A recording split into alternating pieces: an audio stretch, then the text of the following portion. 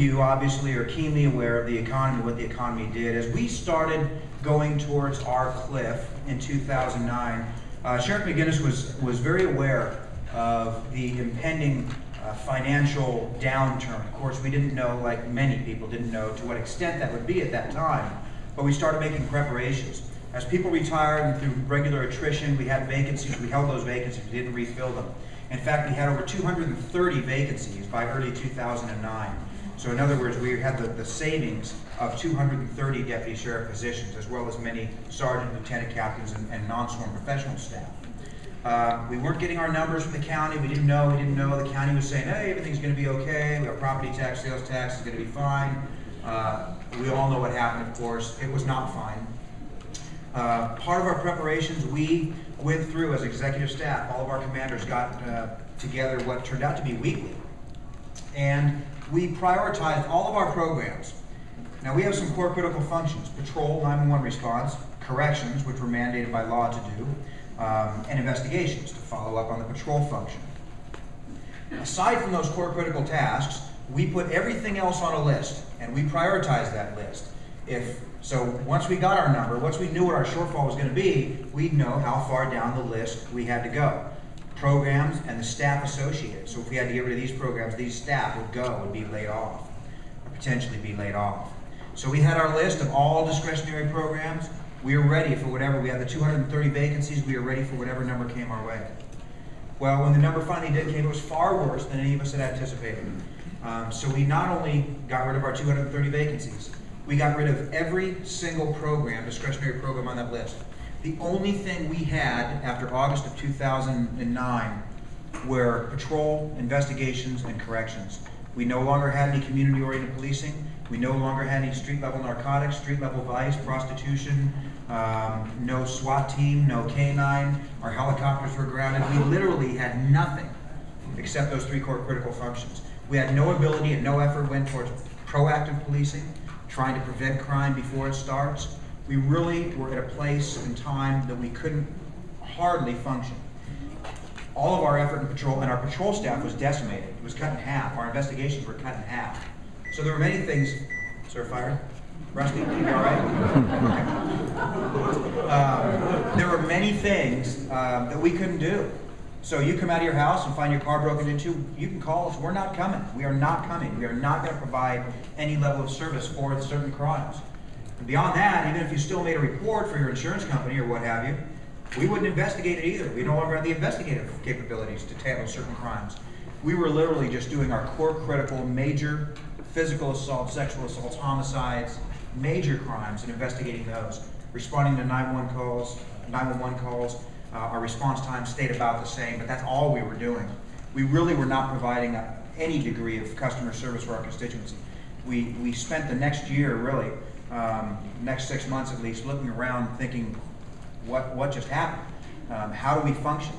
So we suffered 122 layoffs of deputy sheriffs, and most people know that number, but that's only part of the story, because we also lost the 230 vacancies, and at the moment we lost our first layoffs, we also lost our ability to use on-calls and reserve officers. The retired folks that work hourly and the young people trying to get in the business that work hourly. They're cheap help because we don't pay salary and we don't pay benefits and all the extra costs associated with a full-time employee.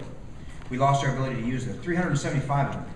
And all of them, they actually created about 120 full-time equivalent positions.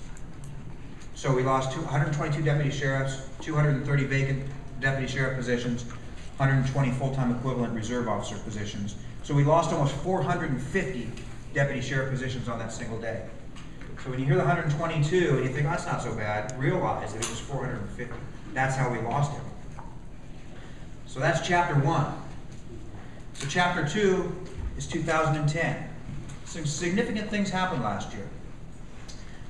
We were still very much trying to figure out how we were going to maintain our mission, what the future of our department was going to look like. And of course, as many of you know, I painfully knew there was an election going on, which created a whole different dynamic, because then you had divisiveness within the department.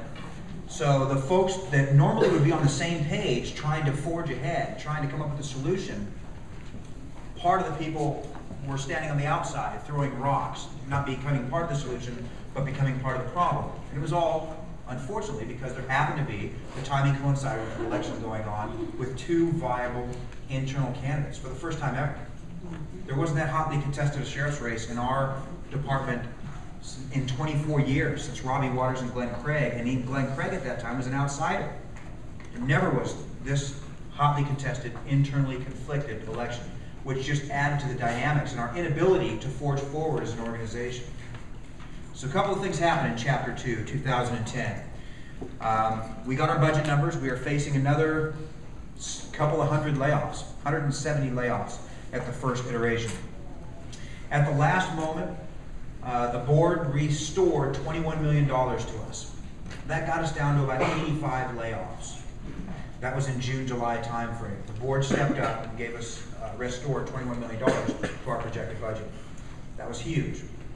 And then in August, both of our major labor unions stepped up, the Deputy Sheriff's Association, the Law Enforcement Managers Association, and they made some concessions. They gave up some raises, and they also started down that road to pension reform, increased the age of retirement for their members, as well as increased their contribution, their share of the contribution to the retirement. I wouldn't say we're at pension reform yet, but the first step is a huge step to take, and we did take that first step. That avoided those 85 layoffs. So now we are saying, okay, we can do something with this. We're not going to have any layoffs. We're not going to get any more people, but we're not going to have any more layoffs. We've reached a point that we can kind of maintain. Well, then, of course, in the fall, we found out that the Department of Justice has a COPS office. In 2009, we applied for a grant. Now, this COPS office was designed under President Clinton when he wanted to get us 300,000 cops on the street. And it was really kind of dormant for many years, really started re-going again in 2009. We were very expecting of an award because of how we were hit in 2009. With the layoffs in August, the award in September, October, we got nothing. We got no award. We were devastated, part of Chapter 1. So in 2010, we thought we were very well postured. The people that got awards in 2009 were ineligible in 2010. So we were still in the running. We felt very good. The maximum award that they gave was 50 officers, and that's what we got. We got an award for 50 officers. In fact, we got the highest COPS grant award since the beginning of that COPS program ever in its history. So we got a grant for 50 officers. Now, unlike many agencies that got grants, we had 50 people sitting at home that still had sheriff's uniforms in their closet. So when we got funded on Friday, they could be at work on Sunday. There was no training, there was no academy, they were back to work. So this Chapter 2, this 2010, with the restoration from the board, with the concessions by the DSA, and then this influx of 50 officers, it was a remarkable turnaround for our department.